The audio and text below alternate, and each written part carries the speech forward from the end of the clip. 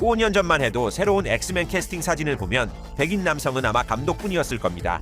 하지만 지금 D23 행사에서 마블은 말 그대로 풀 악셀을 밟으며 2018년 당시 폼 미쳤던 시절에 마블로 돌아오겠다는 역대급 발표를 터뜨렸습니다. 어벤져스 둠스데이 예고편은 로버트 다우니 주니어가 토니 스타크 역으로 복귀할 수도 있다는 떡밥을 던졌죠. 애덤 드라이버가 빌런으로 합류한다는 소식에 정말 입이 떡 벌어지는 엑스맨 캐스팅 라인업까지 공개되었습니다. 앞으로 몇 분 동안 옛날 그 좋았던 시절처럼 마블이 향후 몇 년간 얼마나 엄청난 판을 벌이려고 하는지 싹 다 파헤쳐 보겠습니다. 여러분은 이번 엑스맨 캐스팅에 대해 어떻게 생각하시는지 댓글로 점수를 매겨주세요. 그럼 저희는 갑작스럽게 토니 스타크 역으로 공식 복귀한 로버트 다우니 주니어 이야기부터 시작해 보겠습니다.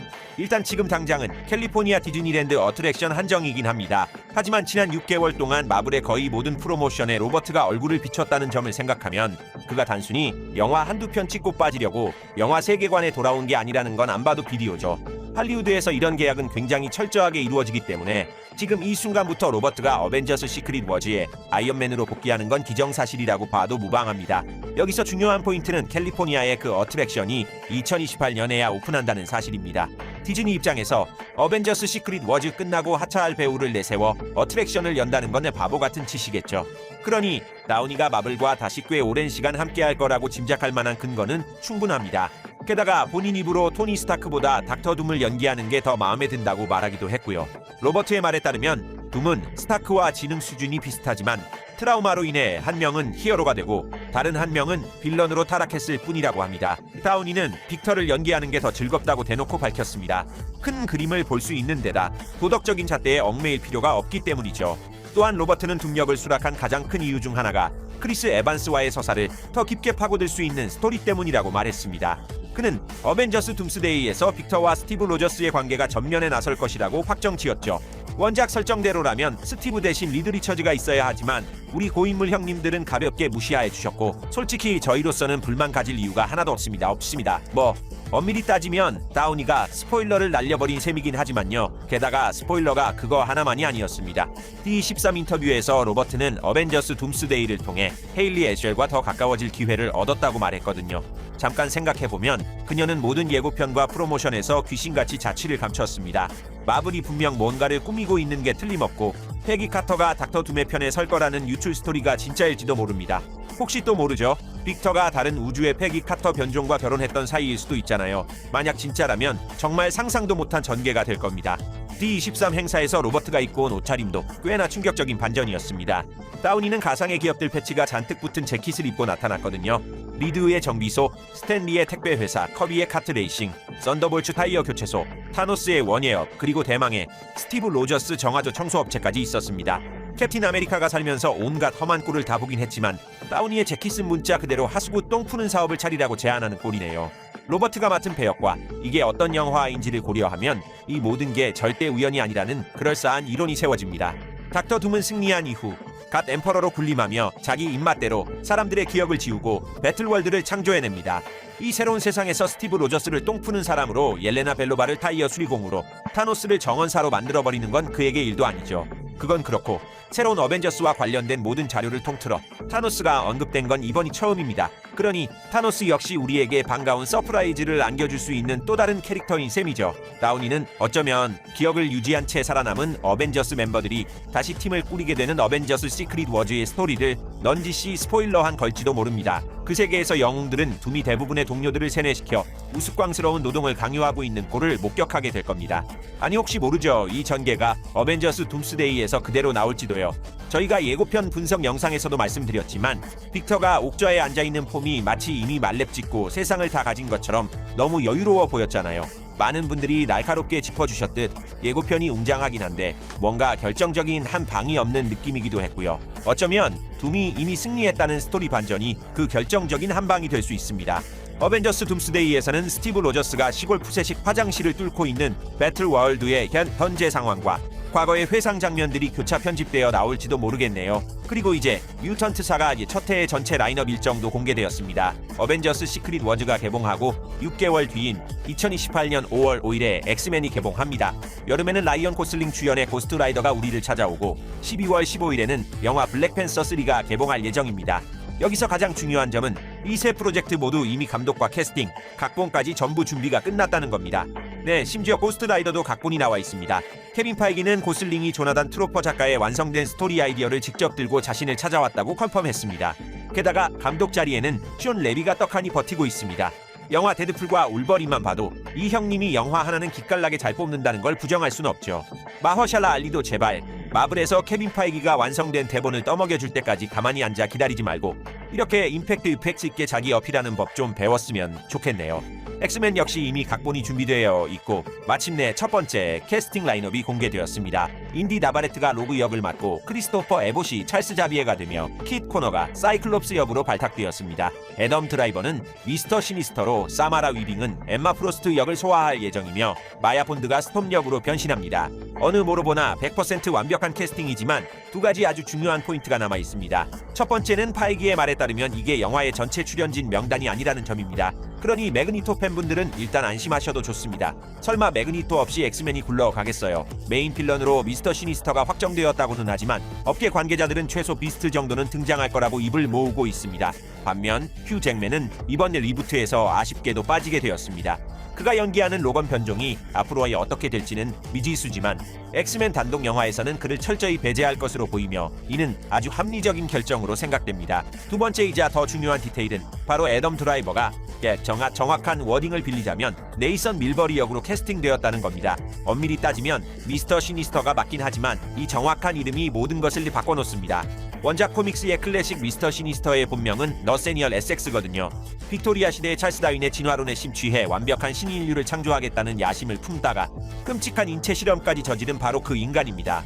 이 미친 짓은 결국 아포칼립스와의 동맹으로 이어졌고 아포칼립스는 시니스터에게 불멸의 능력을 하사해 초인류 창조라는 그의 비전을 지지하며 무한한 실험 시간을 제공했습니다. 그렇게 시니스터는 마치 로건처럼 역사의 흐름을 타고 여행하며 여러 가명으로 불쑥불쑥 튀어나오기 시작했습니다. 어떨 때는 닥터 윈저라는 이름으로 훗날 울버린이 탄생할 웨폰 X 수용소에서 실험을 주도하죠. 또 어떨 때는 마이클 밀버리라는 이름으로 사이클롭스와 진 그레이 사이에서 케이블이라는 아들을 태어나게 조작한 뒤 훗날 아포칼립스와 싸우도록 그를 미래로 보내버립니다. 이런 맥락에서 마블이 애덤 드라이버가 사용할 특정 가명을 딱 집어서 공개했다는 건 엄청난 떡밥입니다. 네이선 밀버리라는 이름은 미스터 시니스터가 뉴욕에 숨어 지낼 당시 사용했던 가명이기 때문이죠. 그 시절 뉴욕에서 밀버리는 처음엔 산부인과 의사로 일하며 유전자 샘플을 긁어모았고 나중에는 블랙움이라는 비밀 프로젝트를 통해 뮤턴트가 태어날 가능성이 있는 가문들을 집중적으로 연구했습니다. 그리고 만약 자신이 죽게 되더라도 다른 육체로 부활할 수 있도록 그 가문들의 핏줄에 자신의 유전 코드를 슬쩍 섞어 넣었죠. 덧붙이자면 그 타겟 가문 중 하나가 바로 자비의 가문이었고 과거 폭스의 영화 세계관이 영화 로건에서 은근슬쩍 시동을 걸었지만 끝내 마무리 짓지 못했던 바로 그 스토리라인입니다. 요약하자면 마블은 이번 가명 공개를 통해 미스터 시니스터가 뉴욕에 거주하며 평범한 과학자로 신분을 위장할 계획이라는 것을 우리에게 대놓고 알려준 셈입니다. 새로운 날의 사건들을 고려하면 제임스 맥어보이의 팀에 시니스터가 잠입해서 진 그레이를 연구하고 있었다는 뇌피셜이 절로 떠오를 수밖에 없습니다. 트레멜 틸먼이 엮인 이 전체 스토리라인은 엑스맨 단독 영화에서 본격적으로 다뤄질 것으로 보입니다. 이건 나중에 따로 다루기 아주 좋은 각이라서 조만간 영상 하나 뚝딱 만들어 올리도록 하고요. 일단은 다른 뮤턴트들부터 살펴보시죠. 사마라 위빙이 연기할 엠마 프로스트는 설정상 이쪽으로도 저쪽으로도 튈 수 있는 다크호스입니다. 그녀는 본래 미스터 시니스터 본인도 소속되어 있던 헬파이어 클럽의 수장이었으니까요. 그러다 엠마는 서서히 안티히어로로 변모했고 결국에는 선의 편으로 돌아서서 뮤턴트 학교의 교장직까지 맡게 됩니다. 사마라의 이미지를 생각해보면 마블은 제2의 스칼렛 요한슨을 발굴해낸 거나 다름없고 엠마 프로스트의 스타일 역시 블랙 위도우와 똑 빼닮게 나올 겁니다. 여기서 유일한 의문점은 영화가 시작되는 시점에 엠마의 어두운 과거가 이미 지나간 일로 처리될 것인가 하는 점입니다. 아니면 원작 코믹스처럼 영화 세계관에서도 처음에는 빌런으로 등장시켰다가 천천히 선역으로 턴일하게 만들 수도 있겠죠. 한편 교수님 역에 대해서에서는 온 인터넷이 작정하고 크리스토퍼 에봇을 놀려먹기로 작정한 것 같습니다. 텔레그램에 올라온 캐스팅 확정 소식 포스트들을 보면 마치 누가 악의적으로 고른 것처럼 다들 하나같이 역대급 굴욕 사진들만 도배되어 있더라고요. 실제 에봇의 평소 모습은 꽤나 훈훈한 데다 예컨대 라이언 고슬링과 함께 출연한 영화 퍼스트맨에서는 신들린 연기력을 보여주기도 했습니다. 참 아이러니하게도 이제 두 사람은 영화 세계관 안에서 다시 마주치게 생겼네요. 그리고 또 하나 주목해야 할 점은 에봇의 나이가 40살이라는 겁니다. 덕분에 이번 영화의 시간대가 대충 어떻게 흘러갈지 명확한 감을 잡을 수 있죠. 세이디 싱크는 현재 24, 나바레트는 25, 코너는 22이고 새로운 스톰 역의 배우는 23살입니다. 할리우드 영화에서 이 나이대 배우들이 보통 고등학생 역할을 맡는다는 걸 생각하면 극중 뮤턴트 주연들의 나이대는 대략 18살에서 20살 사이가 될 겁니다. 게다가 처음 능력이 발현되던 15살이나 16살 시절의 회상 장면도 이 배우들이 충분히 무리 없이 소화해낼 수 있겠죠. 찰스와 매그니토가 40살 전후로 설정된다면 유니버스의 역사도 싹 다 뜯어고쳐야 합니다. 더 이상 제2차 세계대전이나 아우슈비츠 수용소 설정은 써먹을 수 없으니까요. 에릭이 팔에 새겨졌던 문신을 지워야 한다면 그 배경은 기껏해야 이라크나 아프가니스탄 정도가 될 텐데 이는 현대적인 현실 고증에 아주 완벽하게 들어맞습니다. 마블 스튜디오는 이미 대중에게 익숙한 두 가지 버전 사이에서 기가 막힌 타협점을 찾았습니다. 새로운 엑스맨은 오리지널 트릴로지 때보다는 확연히 젊은 피로 채워지겠지만 엑스맨 아포칼립스 리부트 때보다는 훨씬 성숙한 연령대가 될 겁니다. 아포칼립스 때는 20살이었던 소피 터너가 16살의 진 크레이를 연기했었죠. 이런 나이 설정이 영화의 방향성에 어떤 의미를 가지는지는 다음 영상에서 썰을 풀어보도록 하고 일단은 다시 어벤져스 둠스데이 이야기로 돌아가 보겠습니다. 새롭게 공개된 영화 콘셉트 아트를 통해 예고편에서는 털끝 하나 안 보여서 찐팬들의 폭풍 질문 세례를 받았던 나이트크롤러와 비스트의 디자인이 드디어 베일을 벗었습니다. 그리고 마블 스튜디오가 어벤져스 둠스데이를 보기 전에 꼭 정주행해야 하는 공식 필수 관람 리스트를 쫙 풀어줬습니다. 여러분들이 까먹지 않도록 고정 댓글에 리스트를 적어둘게요. 리스트를 살펴보면 우선 휴 잭맨의 엑스맨 1편과 2편이 포함되어 있으며 이어되어 있습니다. 그 다음으로는 스티브 로저스의 첫 단독 영화 어벤져스 인피니티 워, 그리고 어벤져스 엔드게임이 이어집니다.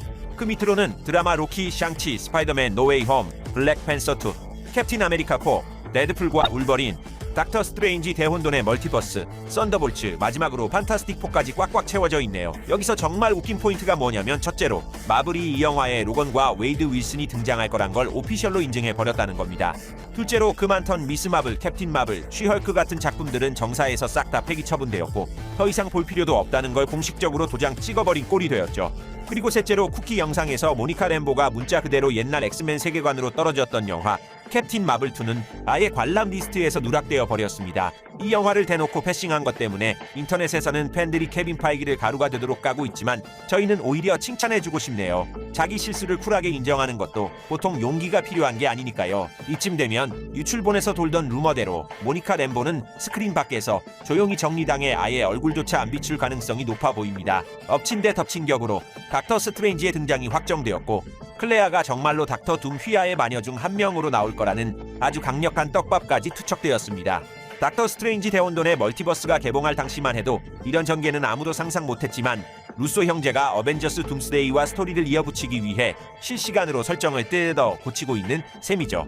그나저나 필수 관람 리스트에 엑스맨 데이즈 오브 퓨처 패스트가 빠져있는 건 솔직히 좀 의아하긴 합니다.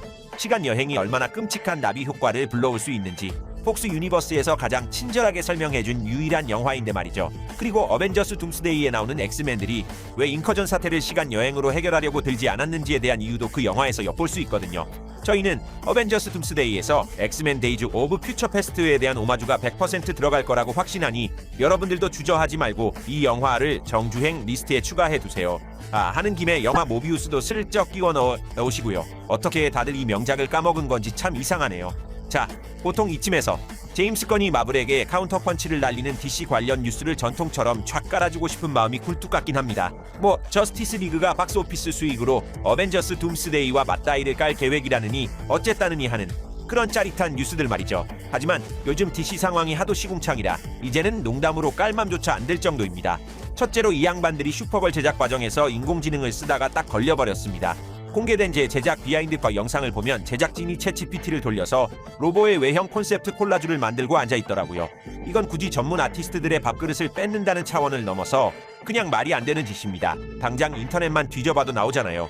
이미 5년 전에 수천 명의 금손 팬들이 제이슨 모모아를 로보로 합성한 고퀄리티 팬아트를 수만 장이나 뿌려놨고 그중 절반은 싸구려 인공지능 생성 이미지보다 훨씬 퀄리티가 쩔어준단 말입니다. DC 측은 비난이 빗발치자 빛의 속도로 해당 영상을 모든 곳에서 내렸지만 사태는 거기서 끝나지 않았습니다. 반한 팬들이 제임스 건의 영화 세계관 프로젝트 전체를 현미경 들이대듯 검열하기 시작했고 영화 슈퍼맨에서 태양이 2개 떠있는 장면이나 화질이 미친 듯이 뭉개지는 현상, 그리고 그래픽 일부를 신경망에 맡긴 것 아니냐는 합리적 의심이 드는 수상한 프레임들을 줄줄이 차단했거든요. 물론 이런 의혹의 상당수는 그냥 사람이 작업하다 낸 오게티라고 볼 수 있겠지만 솔직히 한번 인공지능 쓰다 걸린 놈은 앞으로 무슨 짓을 해도 의심의 눈초리를 받을 수밖에 없다는 거 다들 아시잖아요. 하지만 여기서 가장 소름 돋는 점은 이 역대급 발표 폭격 속에서 제임스 건 쪽은 그야말로 무덤처럼 조용하다는 사실입니다. 최근 랜턴스 드라마의 첫 번째 에피소드가 공개되어 나름 호평을 받긴 했지만 솔직히 지금 마블이 만들어낸 이 미친 화제성과 비교하자니 너무 짠해서 눈물이 날 지경입니다. 팩트만 놓고 보자면 이제 DC에 남은 유일한 희망은 로버트 패틴슨의 배트맨뿐인데 환장하게도 이건 제임스 건의 유니버스와는 털끝만큼도 교점이 없는 별개의 작품이거든요. 더 웃긴 건 지금 DC 관련 소식으로 건보다 더 주목을 끄는 장본인이 다름 아닌 잭 스나이더라는 사실입니다. 현재 그는 전설적인 코믹스 다크 나이트 리턴즈의 원작자인 프랭크 밀러의 회고록 홍보에 열을 올리고 있습니다.